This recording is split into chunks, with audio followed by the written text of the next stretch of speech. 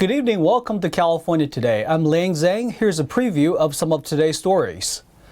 Some California school libraries are getting LGBTQ books for free after a nonprofit declared it is committed to donating them. But some people see it as an indoctrination, an idea that's forced in kids' heads. Thieves continue to target businesses up and down the state. But little do the robbers know, some owners and staff will fight back to protect their store. And Los Angeles County is cracking down on illegal marijuana grows. The most recent operation resulted in a major arrest. A nonprofit is donating LGBTQ books to California school libraries. Their goal is to make it accessible to youth. But some teachers and parents are speaking out against it. Nonprofit Gender Nation is giving out LGBTQ books to public school libraries. On Tuesday, they celebrated the donation in the West Contra Costa Unified School District. And this is an incredible opportunity for our students to learn about others who share the same experience that they do, to feel safe and protected from bullying. Thousands of LGBTQ books will be donated to 9 Bay Area school districts: Alameda, Albany, Berkeley, Fairfield, Oakland, Piedmont, San Francisco, San Mateo, and West Contra Costa. Today, we can proudly say that hundreds of thousands of kids have access to these books. That is hundreds of thousands of kids who now go to schools that are just a little bit more welcoming, a little bit more representative of either them or someone in their lives. According to Gender Nation's website, they provide access to stories that represent people all across the sexuality and gender spectrum so that kids can feel more seen and heard and supported early on in their development. But not everyone feels the same way. A teacher from the West Contra Costa district said the messaging creates contradictions. I think it's almost like we're trying to solve bullying while we're creating bullying, because now we have these very favored groups. And if you're not an ally of LGBTQIA+, or you're not affirming, then aren't you, in their language, now a hater? Their minds are very, very impressionable. And from what I see, it's not right to push this stuff on children. Children should remain innocent as long as possible. They don't need these ideas pushed into their head. Students are being indoctrinated during lunchtime with a specific plan to not alert parents. So how did parents become second-class citizens in the rearing and training and nurturing and guidance of their own offspring? That's what's upsetting to so many. Both Disbro and Miranda believe that school should be a place where kids focus on learning English, math, art, and science. Eileen Ang, NTD News, California. Though smash and grab robbery has slowed down in California, it is still happening. But what the robbers didn't count on this time was the staff fighting back by throwing whatever they could at the crooks. Smash and grab robbers targeted Davis Jewelers in the city of El Monte, located in Alley County, on Tuesday afternoon at 1:15. 3 male suspects entered the store with hammers, smashing cases, trying to get away with the most expensive jewelry. But there was a twist when the store's owner, who requested to remain anonymous for his own safety, tried to stop the crooks. We fought back. We started throwing chairs at them or whatever we had that we can grab our hands on. You know, we were throwing staplers, calculator, whatever we can find to throw at them. I grabbed a chair and a stool, and I ended up hitting one of them, you know. It happened so quickly, maybe like 40 seconds it took them to come in and do it, yeah. But they came really violently, you know, like just smashing the cases. The staff, not giving up without a fight, chased the crooks outside the store. The owner was injured in the scuffle. Yes, I went after them. I actually fought with them, you know, struggled with them. I tried to punch them, kick them, and when I was doing that, they tried to hit me with the hammer. They ended up hitting me on my eye, yeah. The crooks ended up escaping with around $950,000 in jewelry. The owner said he's recovering but still feels angry that it happened. This was the first time the store experienced a smash and grab robbery in the 10 years it's been in El Monte. The owner mentioned the police are investigating to see if there is any connection to previous robberies in nearby cities. Surveillance cameras caught footage of the thieves jumping into a black Chevrolet Avalanche. The owner asked the public to contact the El Monte Police Department if they have any information. I spoke with the owner of the store, and he's asking the public if they saw anything regarding this crime to please contact the El Monte Police Department. Jackie Rios, NTD News. Over 100 people were arrested in a Los Angeles County marijuana grow operation. This is after the Los Angeles Sheriff's Department said they will crack down on illegal marijuana farms. According to the Sheriff's Department, the marijuana eradication team served 116 marijuana cultivation-related search warrants in the Antelope Valley in the first 4 months of this year. They made 100 misdemeanor arrests and 7 felony arrests. Authorities also seized over 100,000 marijuana plants, 53 firearms, and destroyed nearly 15,000 pounds of harvested marijuana. Additionally, authorities served search warrants to 80% of the identified 350 outdoor cultivation sites. And the Sheriff's Department anticipates warrants will be served at the remaining 20% by fall 2022. After a violent weekend in Los Angeles, the district attorney called for stricter gun control. But it may be too little too late, as the recall campaign against him has about 80% of the signatures he needs. Los Angeles County District Attorney George Gascon called for stricter gun control in LA this week. His comments come after a series of shootings over the weekend. Gascon said people should not have access to military-style assault rifles and ghost guns. But critics say Gascon has taken a soft approach on crime with his reforms. Los Angeles Sheriff's Department statistics show a 94% jump in homicides between 2019 and 2021. This is in addition to a 59% increase in auto theft. As a result, a recall campaign against him has now gathered 450,000 signatures. The group needs over 560,000 signatures by July 6th. Recall organizer Tim Lineberger said, "We are on the cusp of qualifying this recall and positioned exactly where we need to be to hit our goals within the remaining time frame. If they meet the threshold, a special election will be held to recall the district attorney. Organizers have 50 days left to qualify for the general election ballot in November." 1 week after the coastal fire erupted in Laguna Niguel, a group of residents are now accusing a local utility company of sparking the blaze. Let's take a look at the story. A group of residents filed a lawsuit against Southern California's Edison on Tuesday in an Orange County Superior Court. Edison is the primary electricity supply company for much of Southern California. The fire was declared fully contained on Tuesday. No official cause of the fire has been announced. Residents contend, however, in the lawsuit that the blaze was the result of Edison's refusal to implement sufficient vegetation management programs, repair and update electrical hardware, and adopt modern wildfire prevention practices as required by state laws. In response to the lawsuit, an Edison spokesman said it would be inappropriate to discuss any possible litigation, but their thoughts are with the community. The lawsuit seeks unspecified damages. The coastal fire broke out on the afternoon of May 11th near the South Orange County Wastewater Authority's coastal treatment plant. Fueled by flame and thick brush, it burned into the Laguna Niguel neighborhood of multi-million-dollar homes. At the height of the fire, 900 homes were evacuated. Fire officials said no civilian injuries were reported, but 2 firefighters suffered minor injuries and are recovering.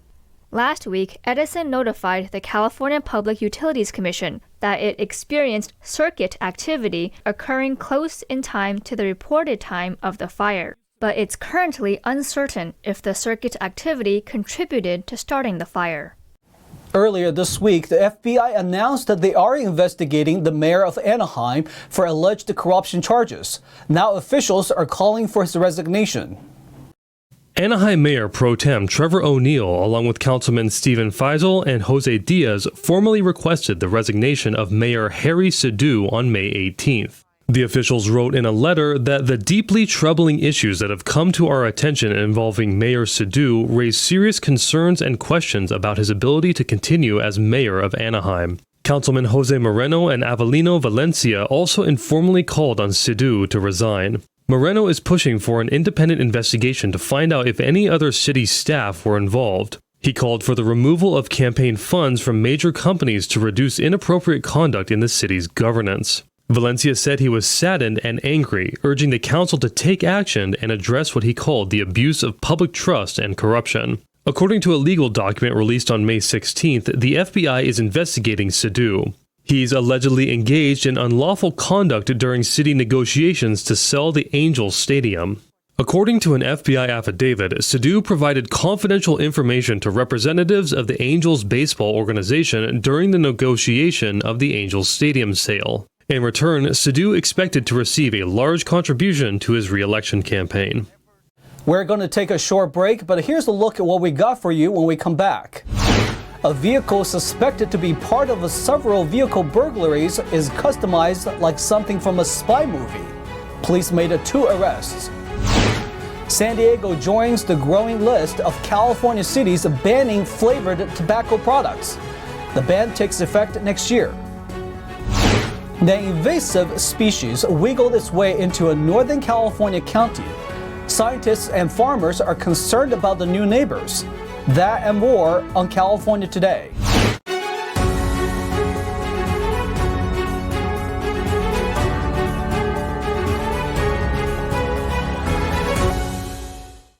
In Southern California, police arrested 2 people responsible for a series of vehicle burglaries. They used a special modified Mercedes-Benz, which is equipped with tools to steal both belongings and gas. Police said it looked like something from a spy movie.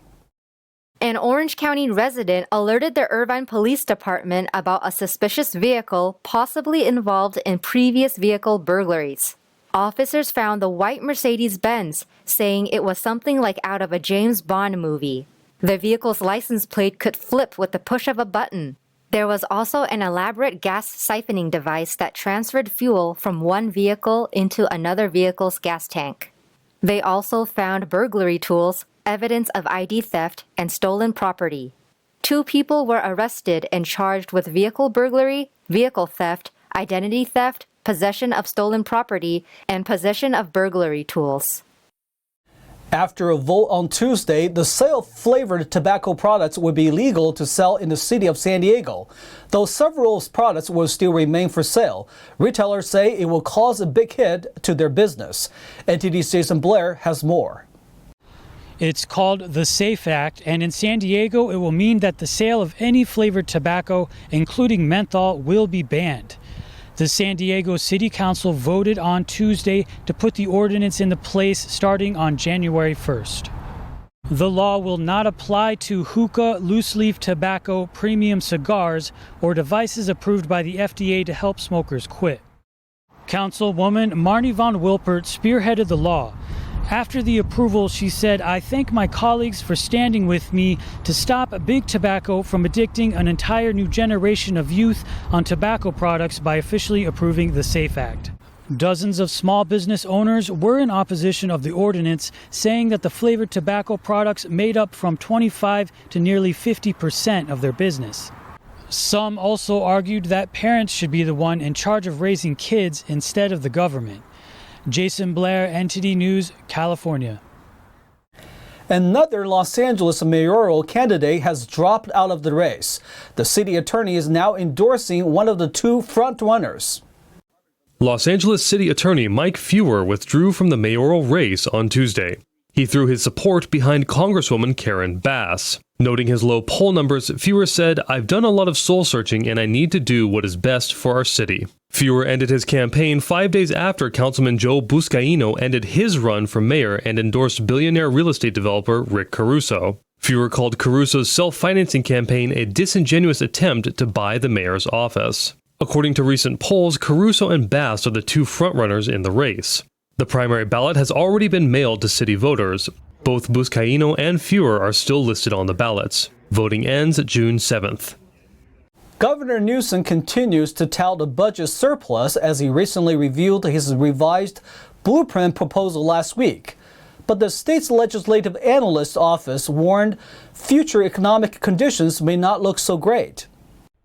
The California Legislative Analyst Office, or LAO, issued a warning on Tuesday that California could be bound for a fiscal cliff as early as next year. The LAO cites an increasing likelihood of a recession, inflation, and Governor Gavin Newsom's spending plan for the $97.5 billion budget surplus. But Newsom's revised budget does acknowledge that the state faces an uncertain economic future. Legislative analyst Gav Patek told California Globe the legislature may want to consider rejecting around $10 billion of the proposed spending in the governor's budget. It's very counterintuitive, but we're actually in a situation where each additional dollar of revenue over the limit worsens our budget outlook. Last month, LAO officials warned that Newsom's budget and a high budget surplus could trigger a state appropriations limit, commonly known as the GAN limit. If such a limit were implemented, the LAO warned that Newsom's proposed budget would need to be slashed by at least $10 billion. And if an upcoming recession is detected, further cuts may have to be made. The LAO, however, is urging the governor and legislature to increase reserves in the final budget. Doing so could help the state address either future GAN limit requirements or a budget problem resulting from a recession. Los Angeles City controllers said there is a large amount of city property that can be used to house homeless individuals. He found that there is nearly 2 million square feet of local government-owned land that can be used to address the city's crisis. Los Angeles City Controller Ron Galperin said there is a lot of property available for the city to address its homeless crisis. He identified 26 available properties owned by the city of Los Angeles that could be used to house people experiencing homelessness. Galperin said using vacant, publicly owned properties would bring thousands of people off the streets and help them get access to health, mental health, and other critical services they so badly need. His team examined and evaluated thousands of properties and concluded that there is 1.7 million square feet of usable government land. The largest is nearly a 400,000 square foot property in southern LA's Green Meadows. According to homeless count data from 2020, there are 41,000 homeless people in the region. The 2022 count will come out in June. Scientists are concerned about the significant threat that a new invasive species may have in California. The Asian jumping worm, though their name almost sounds comical, are quite destructive. And it's just a warning to those who aren't a fan of worms, the next story may bug you. NTD's David Lamb reports. Amynthus agrestis is a species of worm, but unlike regular earthworms, they can jump and wiggle around vigorously. They're also known as the Asian jumping worm, Asian crazy worm, or Alabama jumper. It was reportedly first seen in California last July in Napa County, though several people said on Twitter they've seen the worms before. They likely came into the state through moving potted plants, soil, compost, or fishing bait. The U.S. Forest Service reports that the jumping worm can flip up to a foot off the ground. If they get into a forest or garden, it may open up a can of worms. Researchers like Lee Freilich are concerned about this species. This forest ecology researcher said the jumping worms can cause erosion to the top 2 inches of soil. This makes the soil loose and ultimately affects plant growth. And if the plants are destroyed, the whole plant pollinator network goes down, and that's the base of the whole ecosystem. The worms are considered non-native and invasive. There's a band around a mature worm called the clitellum, and in a jumping worm that goes all the way around and tends to be lighter colored in the jumping worms, and they're quite aggressive compared to the European worms. They spread faster, they thrash around when you touch them. The Forest Service said they'd be less problematic if they didn't spread into forests. According to the Department of Agriculture, the Asian jumping worm is an invasive species and is native to East Central Asia. They were found in the U.S. late 1800s, but have been recently invading natural habitats in the Northeast and Midwest. People are advised to report them to the Department of Natural Resources if found. David Lamb, NTD News, California. Now let's check in with the NTD's Thomas Christian for an update on sports.